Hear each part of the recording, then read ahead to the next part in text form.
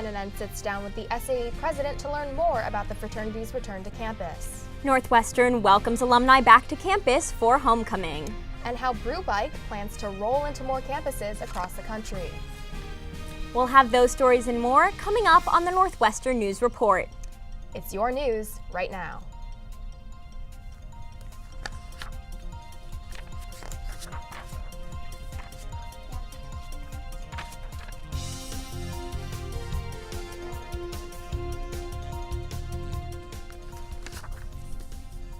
Good evening, I'm Esther Wells. And I'm Joey Safchik. Thanks for joining us.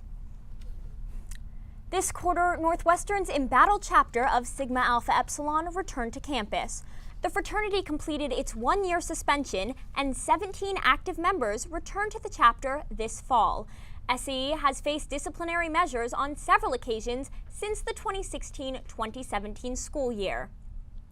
In fall of 2016, SAE was put on probation for alcohol violations.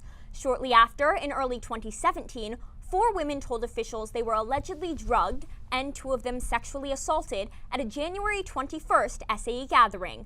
Another unnamed fraternity was also involved. No disciplinary action followed. In May of that year, Northwestern officials announced that SAE was suspended for a year as a result of further alcohol violations. In spring of 2017, the student-run Interfraternity Council, or IFC, decided to remove SAE from their jurisdiction until July of 2021. According to an IFC spokesperson, it was unclear at the time if a fraternity would be allowed to return to campus without being a part of the council. Last year, SAE was not recognized on campus. Students organized protests opposing the fraternity's imminent return on multiple occasions last year. This quarter, to the surprise of some students, SAE was reinstated after completing their university-sanctioned suspension. Their suspension sentence under IFC, which was originally until July 2021, was lifted. They remain on probation. I sat down with the chapter's new president, Tommy Vaughn, in his first interview with Northwestern Press. He told me that affiliated members were always under the impression that they would be returning to campus this fall. Why did you personally decide to remain with SAE? Frankly, I believe in what we're trying to do here at the new SAE. I think that, we are committed to being part of the solution of all the problems that face the IFC community, and what we are committed to being, we're committed to higher standards of state safety and of character and of having a positive impact on campus and being integrated into the campus and not just a small isolation. Did you ever consider not returning to the fraternity? Sometimes, but, I really believe in the group of guys that we have here and what we're trying to do, and, we all knew that, we are all committed to doing this together. Men interested in returning to the reinstated chapter sat down with alumni from various SAE chapters to determine eligibility.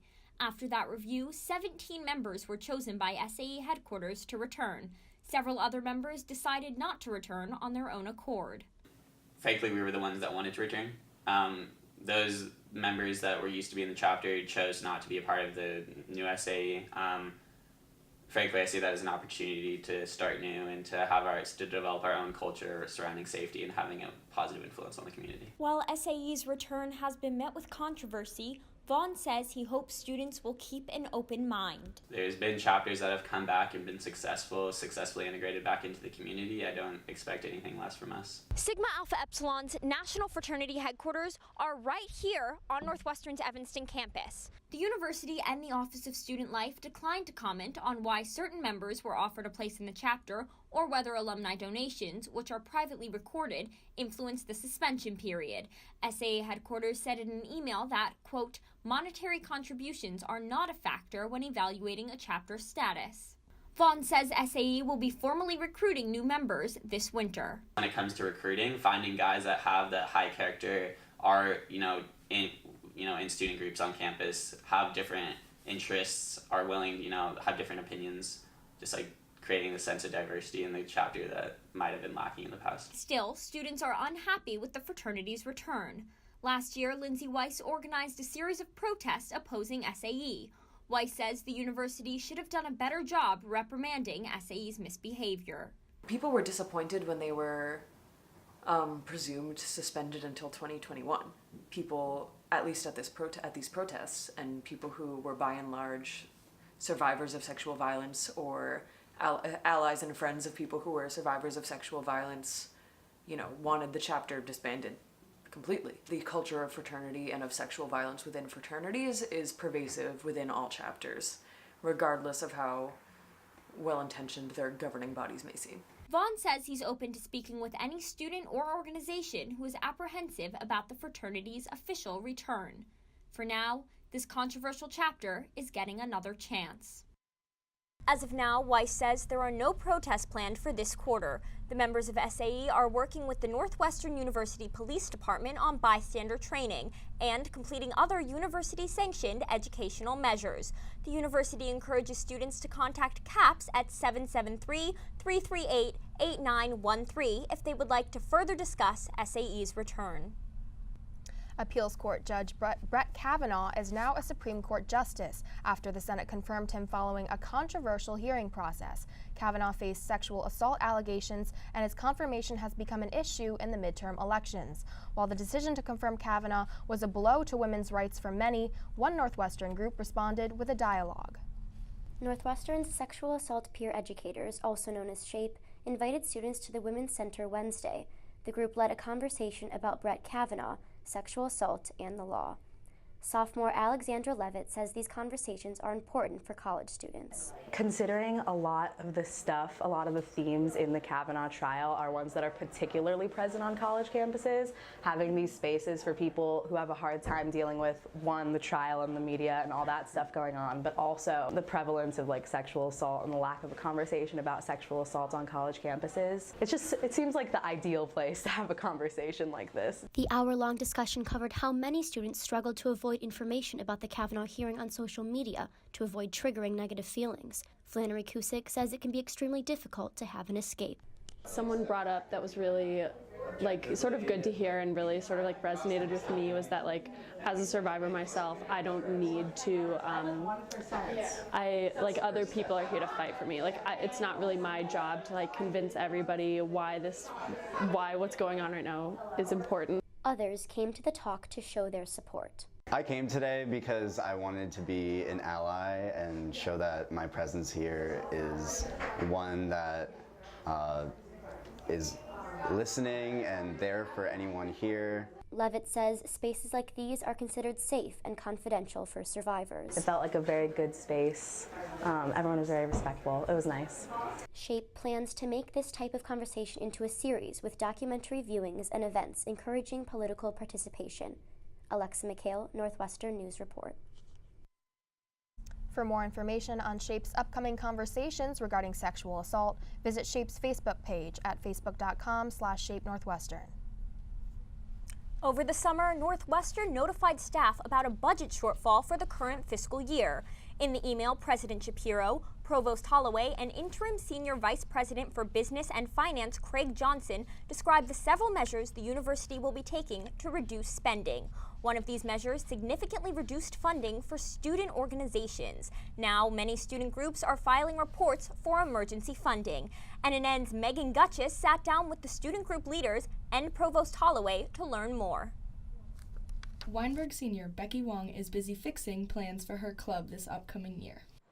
We were all preparing for having much more resources in terms of money at the end of last year, and suddenly that has kind of changed a lot. Her club can no longer afford to send members to the National Peer Health Educator Conference, which is a crucial part of the club's professional development program that has been already planned last year. Wong's club is just one of the many student organizations that have been affected by the budget cut announced right before the start of the new academic year. We've gotten at least 30 different groups that have reached out to us about their concerns and that their needs have not been met, considering what's been happening with the budget crisis.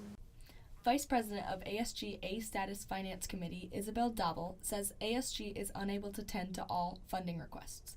Provost Holloway commented on the impact the cuts will have on students, ensuring the academic core will not be affected. Holloway says the budget for research opportunities has actually increased since last year. I've definitely seen over the past few years how much non-academic opportunities here, the non-academic support here really support students. Megan Gutchis, Northwestern News Network.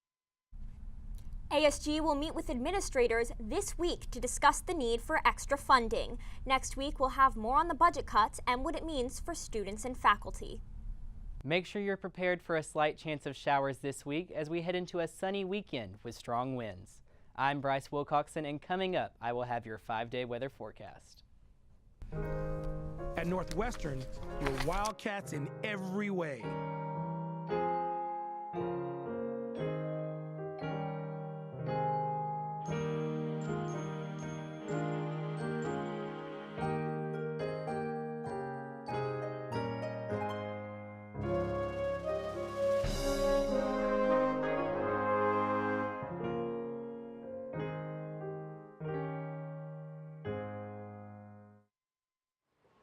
Go Northwestern, break right through that.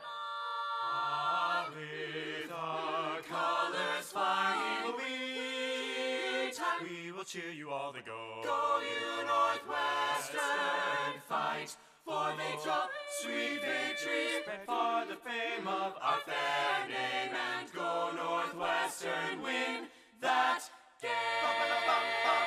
Go Cats!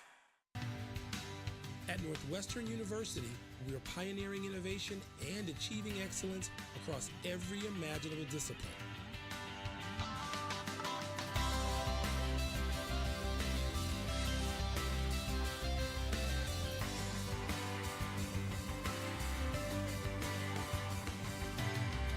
At Northwestern University, the possibilities are endless. Welcome back, and here is your 5-day weather forecast. Wednesday will be partly cloudy with a high of 49 degrees and a low of 34. Thursday will be slightly more enjoyable with sunny skies and a high of 54 degrees and a low of 40. Be prepared for Friday morning because we will have a 40% chance of rain and 64% humidity. With a high of 54 and a low of 44, it will be a very muggy day. We will have a break from the clouds Friday evening as we head into a sunny weekend with some strong winds on Saturday, pushing upwards of 21 miles per hour. We will stay in the 40s for much of the weekend, so bundle up. I'm Bryce Wilcoxon, and this has been your 5-day weather forecast. For the third time since the start of the Trump administration, women in Chicago organized to march. And with the midterms quickly approaching, not only were they marching to protest President Trump, but also to inspire citizens to vote. I went to Chicago to find out more.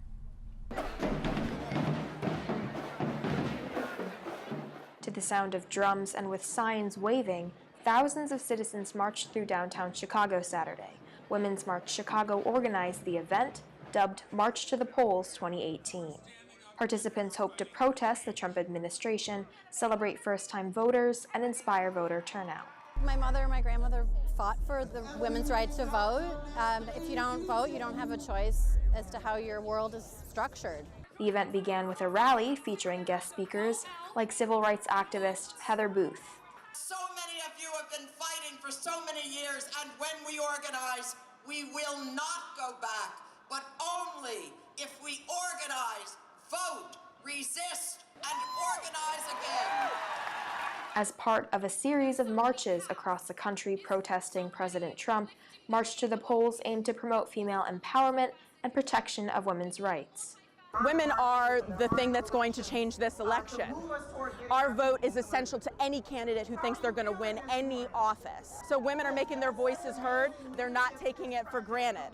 The organizers are expecting thousands of people to march today. Some are marching for passion, others are marching for awareness. And for some, the Trump administration and its recent handling of the Kavanaugh investigation has emboldened them to fight. I, before, had never been really involved in politics, but with this administration, it's encouraged me to come forward, not only to help get these people out of office, but to share my sexual assault past history as a victim.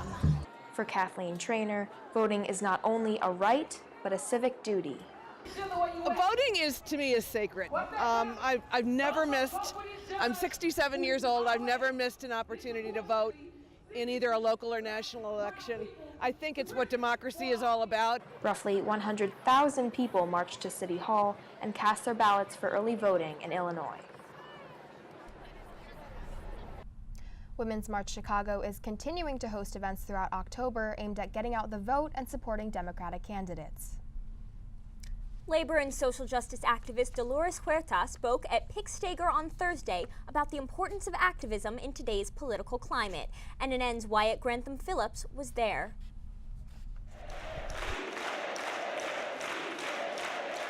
Sí se puede, yes we can.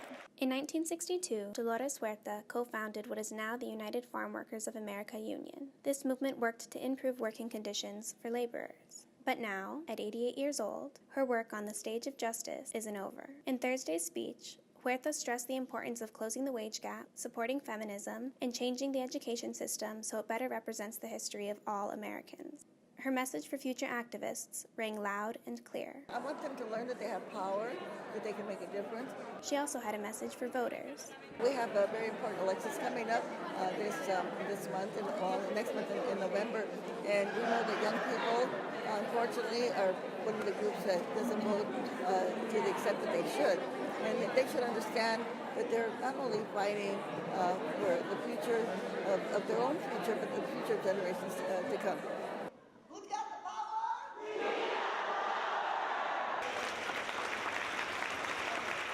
Wyatt Grantham Phillips, Northwestern News Network. Coming up, we'll take you to a new homecoming event that replaced the classic parade. At Northwestern, we're Wildcats in every way.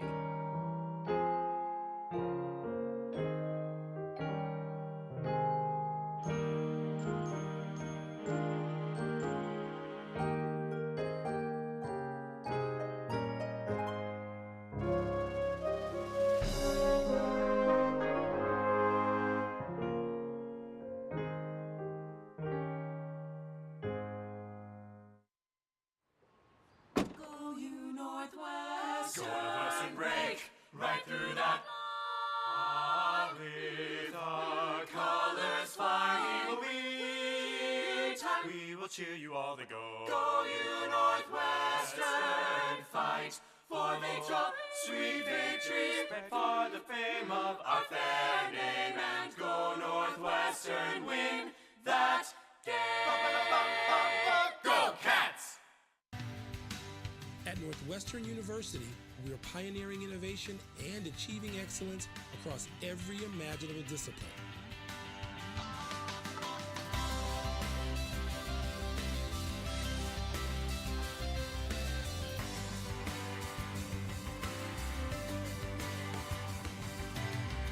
At Northwestern University, the possibilities are endless. Many Northwestern alumni returned to campus this weekend to celebrate homecoming. The Alumni Association hosted a variety of events throughout the week, but decided to replace the homecoming parade with a new event.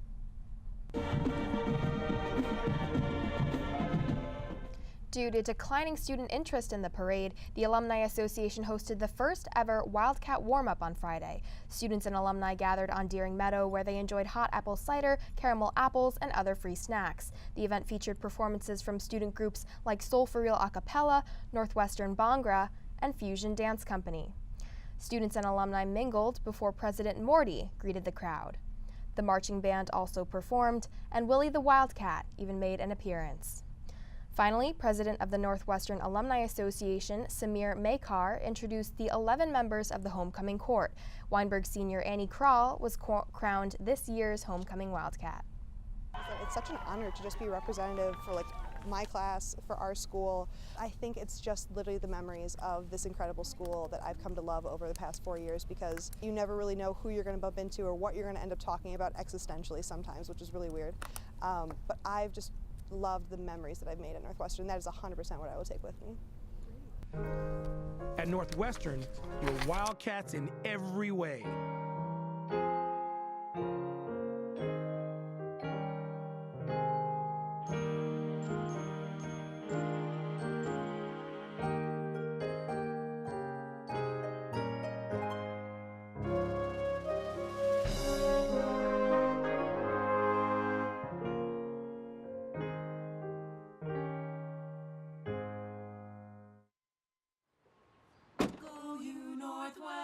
Northwestern, break right through that.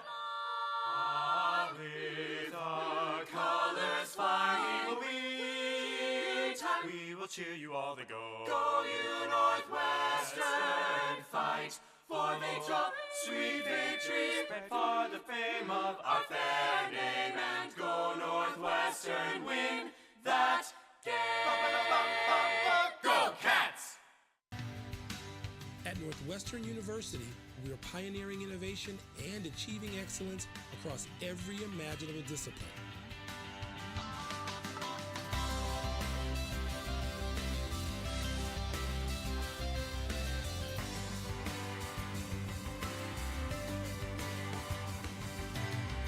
At Northwestern University, the possibilities are endless. Hey, and welcome to Rock Talk. I'm Evan Robinson Johnson. Today, we're asking Northwestern students who their favorite Northwestern alumni are. Let's see what they had to say. Rock Talk. Who is your favorite Northwestern alumni? David Schwimmer. David Schwimmer? You know, I like David Schwimmer a lot. People say Friends is overrated, but he's also the giraffe in Madagascar, right? Who is your favorite Northwestern alumni? Meghan Markle. Obviously Meghan Markle. Probably Seth Meyers. Seth Meyers. I'm gonna have to go with Stephen Colbert. Stephen Colbert. Stephen Colbert. Two most obvious ones are Stephen Colbert and Julia Louis-Dreyfus. Definitely my husband. NU 1982. Law school. Law school, yes. Who is your favorite Northwestern alumni? My father. He's my favorite alumni. That's my dad. Is this him here? This is me. Oh, wow. The proud dad. Coming up after the break, we're going to take a look at who's hot onto the coffee scene at NU. At Northwestern, you're Wildcats in every way.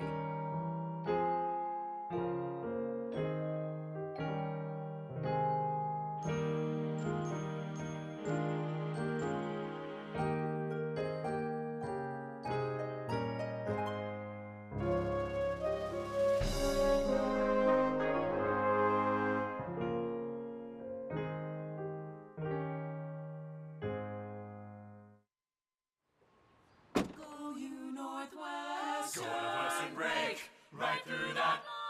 Ah, with our colors flying, we will cheer you all to go. Go you Northwestern, fight for victory, sweet victory, spread for the fame of our fair name, and go Northwestern, win that game. Go Cats! At Northwestern University, we are pioneering innovation and achieving excellence across every imaginable discipline.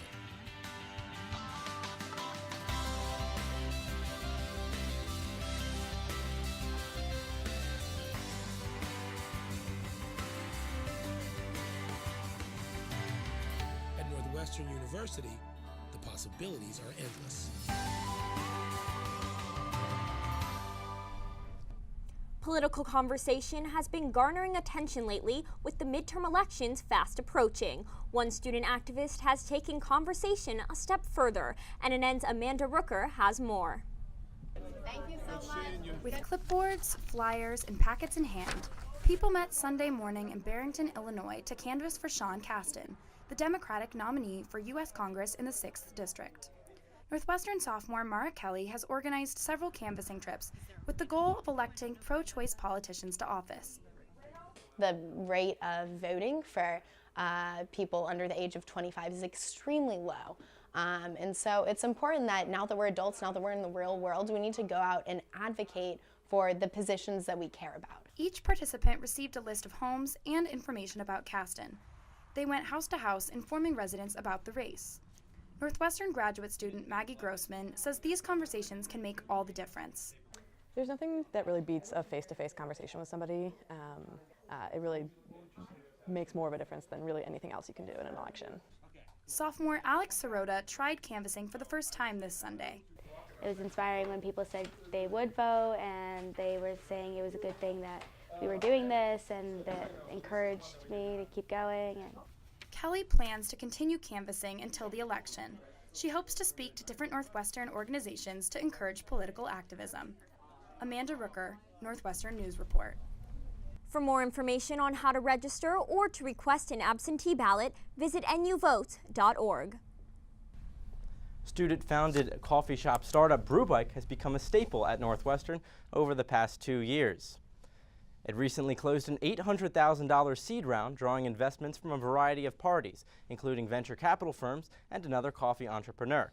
BREWBIKE founder Lucas Phillips received $20,000 for placing second in Northwestern's pitch competition VentureCat and $45,000 for making it to the final round of UChicago's New Venture Challenge. Northwestern's $4 million seed investment fund, NU Seeds, also backed the company. BREWBIKE's cold brew-centric model may have played a part in its impressive valuation. Last year, cold brew coffee sales grew by 80%, while hot coffee sales fell 3%. Phillips hopes to expand BREWBIKE to other college campuses, and for good reason. Half of people aged 18 to 24 said they drink coffee on a daily basis, and that demographic drinks more coffee than any other, 2.31 cups per capita per day. For Money Minute, I'm Justin Sweetwood.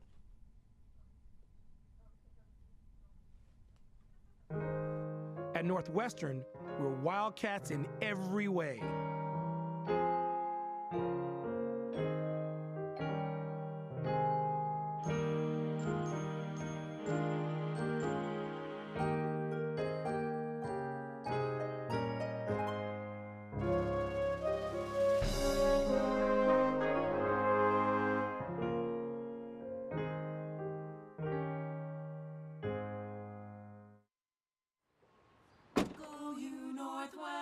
Go Northwestern, break right through that.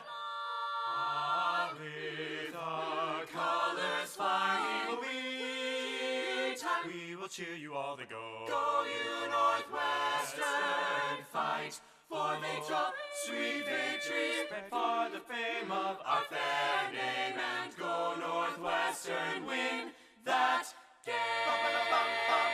Go Cats! At Northwestern University, we are pioneering innovation and achieving excellence across every imaginable discipline.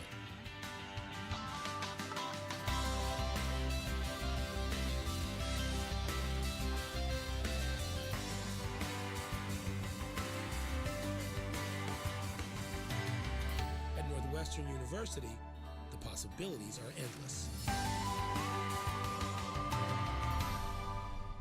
Northwestern student-run BREWBIKE has been successfully providing the campus with the fuel they need.